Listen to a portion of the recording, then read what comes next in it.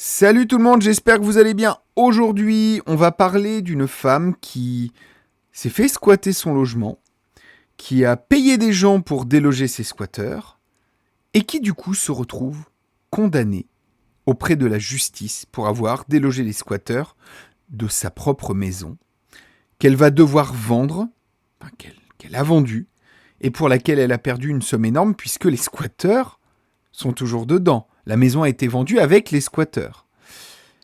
Ça vous donne un petit peu une idée de l'état de la justice en France et on va le mettre en parallèle avec l'Italie.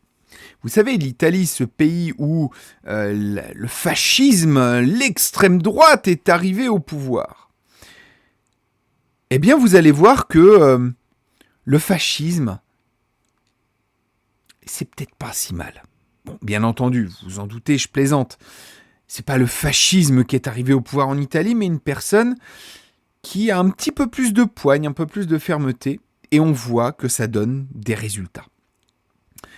On va d'abord commencer par une première vidéo, très courte, de cette dame qui a eu des gros soucis suite au squattage de sa maison. Et ensuite, je vais vous lire un petit article de la loi qui a été passée en Italie. Alors, il est où le bouton de lecture, c'est ça ? Non. Bah, il n'y a pas de bouton de lecture, c'est quoi ce bazar ? Ah, il est là. Je sais pas, quand on se retrouve dans ma situation, je le souhaite à personne. Et, euh, et j'étais au pied du mur et voilà quoi, j'ai choisi la mauvaise solution, tout simplement. Je le paye, j'accepte la peine, mais je voudrais que les lois changent, enfin. Le problème, c'est que la justice, la gendarmerie, personne n'a donné suite à mes appels à l'aide. Et à un moment donné, quand on est au pied du mur, qu'on doit verser une grosse somme aux impôts, on cherche des solutions, alors qui ne sont pas les meilleures, je les regrette. Mais pour moi, j'avais pas le choix. Voilà. Et donc, on en est là aujourd'hui. Une propriétaire qui, du coup, se fait expulser de son logement par les squatteurs, qui cherche tout simplement à récupérer son bien. Alors, certains me diront oui, mais elle n'a pas à se faire justice elle-même. Ça, c'est une excuse à la con. Parce qu'en réalité, si la justice avait agi, si elle avait expulsé les squatteurs, la dame n'aurait pas eu à se faire justice elle-même. Quand les gens en arrivent à se faire justice pour récupérer leurs propres biens volés, à un moment, il faut se poser la bonne question. Est-ce que la justice a un sens ? Enfin, la justice, la loi dans ce cas particulier a un sens. Si vous me dites que non, mais il faut obéir aux lois, en soi, pendant la période du petit moustachu dans les années 30, la loi, c'était d'expulser les de leur commerce. Oui, je censure certains mots, vous en doutez. Mais voilà, ils n'avaient pas le droit d'avoir de commerce. Ils étaient discriminés, mais c'était la loi. Ben oui, mais c'est que la loi est injuste et qu'il faut la changer. En Italie, donc le gouvernement de Giorgia Meloni, donc l'odieux retour du fascisme, du bruit des bottes en Italie, eh bien, eux, ils se préoccupent quand même un petit peu du sort de leurs habitants. Et ils viennent de passer une loi, il y a quelques mois, dont on n'a pas entendu parler du tout en France, bizarrement. Ce qui ne m'étonne pas. Aujourd'hui, chez nous, on protège les délinquants et les honnêtes gens se font plumer et se font démonter. Et donc, on va lire ensemble cet article.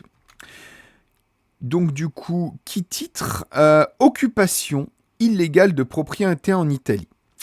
Un nouveau décret, loi, en faveur de la protection de la propriété privée a été approuvé le 4 avril 2025. Donc, vous voyez, il y a déjà quelques mois.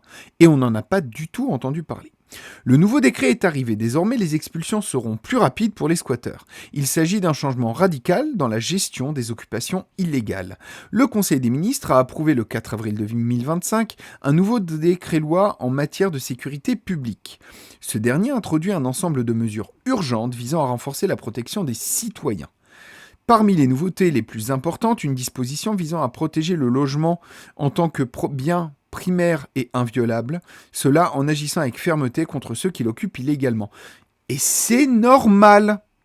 Ça, C'est une loi qui va dans le bon sens en Italie, j'espère qu'ils vont s'en inspirer chez nous, mais c'est parfaitement normal de protéger ses citoyens. En France, on a complètement arrêté de protéger les citoyens. On protège les bandits, on protège les racailles, on protège les squatteurs, on protège les violeurs. À un moment, il faut que ça s'arrête. On est en plein effondrement de notre système judiciaire. Les prisons sont pleines et c'est pour ça qu'on ne va pas en rajouter. Sauf qu'à un moment, si on laisse passer les squats, si on laisse passer ce genre de problème, c'est un appel d'air et il y en aura toujours des nouveaux. Donc, occupation illégale de propriété en Italie, le droit au logement redevient central. La disposition la plus innovante dans la mesure concerne précisément le domaine de l'occupation illégale de biens à usage d'habitation. Pour la première fois, le législateur autorise l'intervention immédiate des forces de l'ordre, ceci sans devoir attendre la procédure judiciaire formelle, à condition qu'il s'agisse de la seule habitation du propriétaire. C'est un premier pas. Cette dernière étant parfois laissée temporairement vide pour des raisons de santé, d'hospitalisation ou de soins. Cette mesure répond aux besoins de propriétaires privés, en particulier les personnes âgées et vulnérables, qui se retrouvent souvent confrontées à de longues procédures judiciaires pour récupérer leur logement et aux frais juridiques après avoir été expropriés. Un délit ad hoc pour protéger la propriété privée. Le décret instaure également un nouveau type de délit spécialement conçu pour lutter contre le phénomène des occupations illégales. En particulier, il prévoit la procédure d'office dans certains cas où le bien occupé est public, à destination publique, ou lorsque le fait est commis au détriment de personnes fragiles en raison de leur âge ou d'une infirmité. Une peine d'emprisonnement de 2 à 7 ans pour l'occupation de logements privés, une voie rapide pour l'expulsion avec des délais accélérés et des moyens d'intervention plus simples lorsqu'il s'agit du seul logement du propriétaire. Alors du coup, quand c'est pas le logement du propriétaire, visiblement, il y a encore des choses à revoir. Mais au moins, les gens ne se retrouvent pas à la rue pour loger des squatteurs.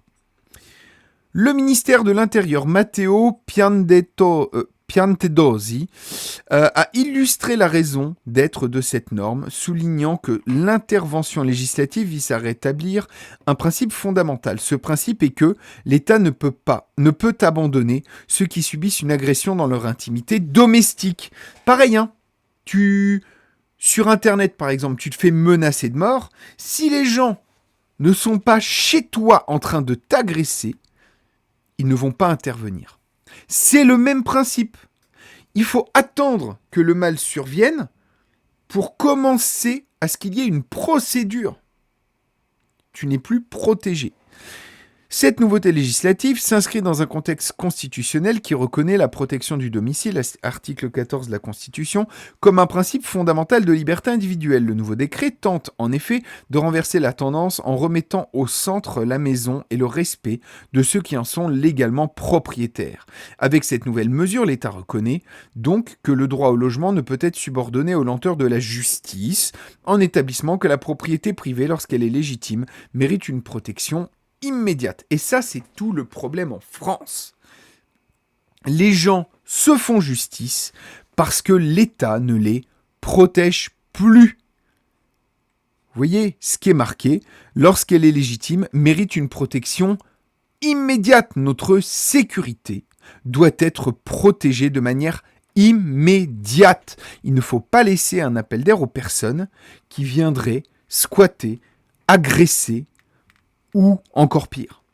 La gestion d'une occupation illégale peut s'avérer complexe et stressante, ceci tant pour le propriétaire que pour les autres parties concernées. C'est pourquoi, bref, après, ça c'est la pub juridique pour le site internet qui fait cet article. Mais tout ça pour dire que je ne suis pas pour un parti politique en particulier, qu'il soit à l'étranger encore moins, mais même en France.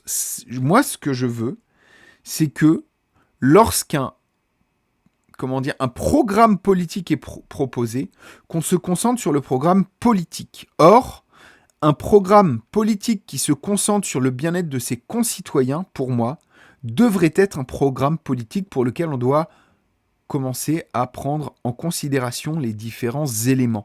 Ce n'est pas normal qu'on expulse des gens de chez eux et que plus personne ne puisse rien faire. Des fois, les procédures prennent des années. Et cette dame qui est intervenue elle-même suite à ce squattage, c'est pas normal qu'elle soit condamnée. Qu'elle se soit substituée à la justice, eh bien moi je la comprends. Puisque quand la justice n'est plus rendue, malheureusement on n'a pas le choix. Je ne l'incite pas, bien entendu. J'incite plutôt les politiques et le législateur à prendre en compte le fait que dans certains pays, dans le cas du squattage, mais ça peut être pour d'autres choses, les pouvoirs publics ont un réel pouvoir. J'espère que cette vidéo vous aura plu, j'espère que le sujet vous intéresse. N'hésitez pas à commenter dans l'espace commentaire dédié, à liker, à partager et bien entendu à vous abonner parce que Crépuscule TV est une chaîne naissante et qu'elle a besoin de vous pour grandir et atteindre le stade adulte. Et rapidement, ensemble, on peut continuer à débattre de ces sujets ô combien importants. N'hésitez pas également à faire un petit don en dessous. Il y a un Tipeee. N'hésitez pas à faire un tout petit don pour aider la chaîne à démarrer et à améliorer la qualité et la quantité des vidéos et des analyses que je porte sur cette chaîne. En attendant, portez-vous bien et à très bientôt sur Crépuscule TV. Salut tout le monde!